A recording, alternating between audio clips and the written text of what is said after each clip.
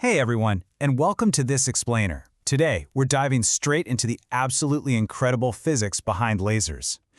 We use them constantly in our everyday lives, but the actual mechanics of how they work, it's just a beautiful story of how we've managed to harness nature right down at the atomic level.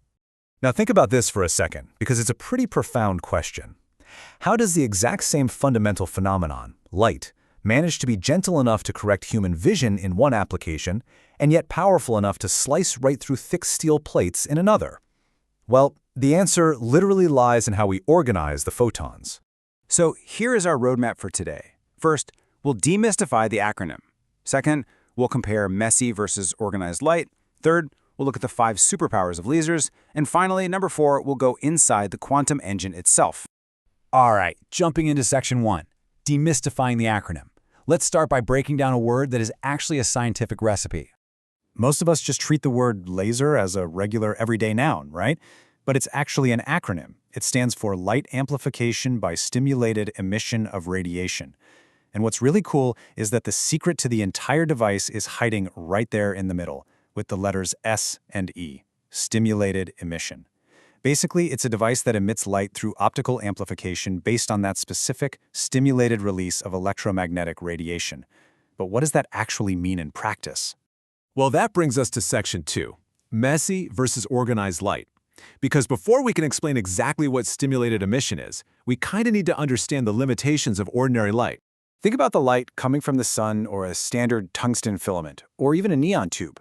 That light is spread over a really wide range of frequencies, from infrared to visible light all the way to ultraviolet. And because it's so spread out, the energy at any one specific frequency is actually very low. It's irregular. It mixes all these different directions, durations, and frequencies because the atoms are just randomly spitting out photons. It's best to think of this incoherent light like a chaotic, bumping crowd of people. Coherent laser light, on the other hand, is perfectly uniform. It's like a perfectly synchronized marching band, maintaining a constant phase difference. And that's all thanks to atoms jumping from a metastable state to a lower energy state in a highly controlled way. So, moving on to section 3, the 5 superpowers of lasers. This synchronized marching band effect gives lasers some pretty incredible properties. Specifically, 5 distinct superpowers: coherency, monochromaticity, directionality, intensity, and polarization. These are what make laser light fundamentally different and, honestly, vastly more capable than your standard flashlight. Let's break each of these down so we can see exactly why they matter. Starting with our first property, coherency. The crucial point here is that the peaks and troughs of the light waves perfectly align across both time and space. Temporal coherence means that if you pick a single point in space, the electric fields maintain a completely stable phase relationship as time takes by. And spatial coherence means that if you look across the actual width of the beam, the phase is perfectly consistent from one side to the other. They are just completely locked together. Superpower number 2 is monochromaticity. While something like an LED produces a pretty wide range of wavelengths, usually spreading anywhere from 10 to 100 nanometers, a laser emits almost perfectly identical energy. That results in a single, absolutely pure color. The line width of a laser is insanely narrow. We're talking somewhere between 10 to the negative 5th and 10 to the negative 2nd nanometers.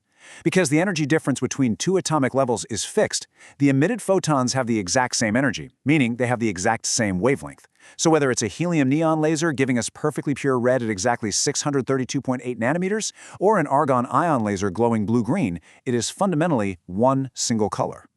Property 3 is directionality. Ordinary light spreads out in a massive sphere, right?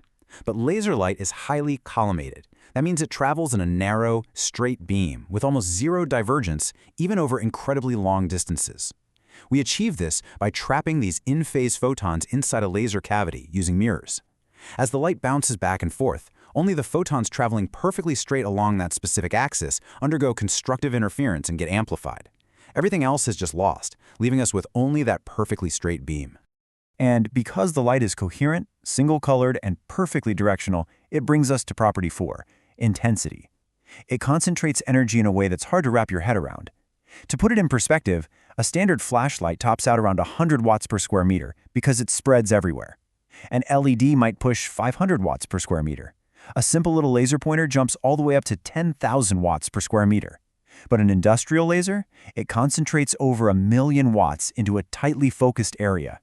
That massive amount of power per unit area is exactly why a beam of light can effortlessly cut right through solid metal or dense tissue. The fifth and final superpower is polarization. In ordinary light, the electric field vectors are just oscillating randomly in all directions. But in a laser, the electric fields of all the photons oscillate in one well-defined, completely locked direction. When a photon stimulates the emission of another photon, the new one actually inherits the polarization of the original. Plus, the active mediums we use, things like neodymium YAG or ruby crystals, naturally support specific polarization directions. This enhances the beam's control and consistency, which is absolutely crucial for incredibly precise industrial and scientific applications.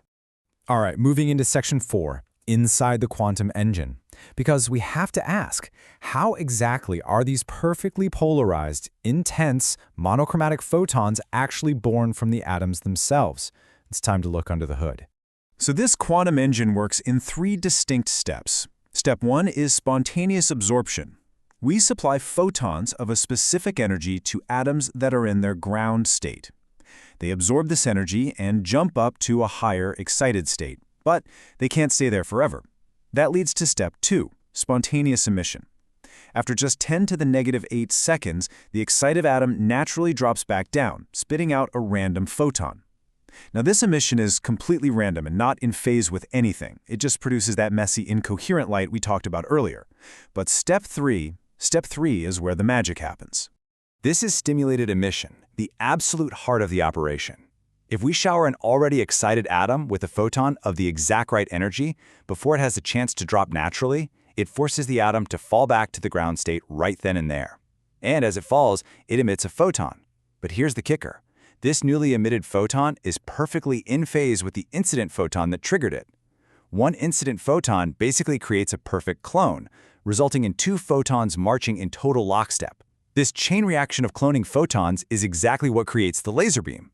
And honestly, here is a totally mind-blowing fact. The foundational mathematical blueprint for these very atomic interactions was established way before the first physical laser was ever even built. Way back in 1916, Albert Einstein introduced his famous A and B coefficients to mathematically describe the processes of absorption, spontaneous emission, and most crucially, stimulated emission of photons at the quantum level. It was pure theoretical physics predicting a reality that would eventually revolutionize the modern world. From a chaotic crowd of random photons to a perfectly synchronized marching band, lasers really are a masterclass in organizing energy. So, now that you understand the incredibly structured physics powering these devices, from their macro powers of intensity and directionality, all the way down to the quantum engine of stimulated emission, we have to ask the big question. As our control over the atomic world becomes even more precise, what boundaries will this quantum engine push past next? What will laser technology cut, cure, or connect in the future? Definitely keep that in mind the next time you see a beam of pure red light. Thanks for joining me for this explainer.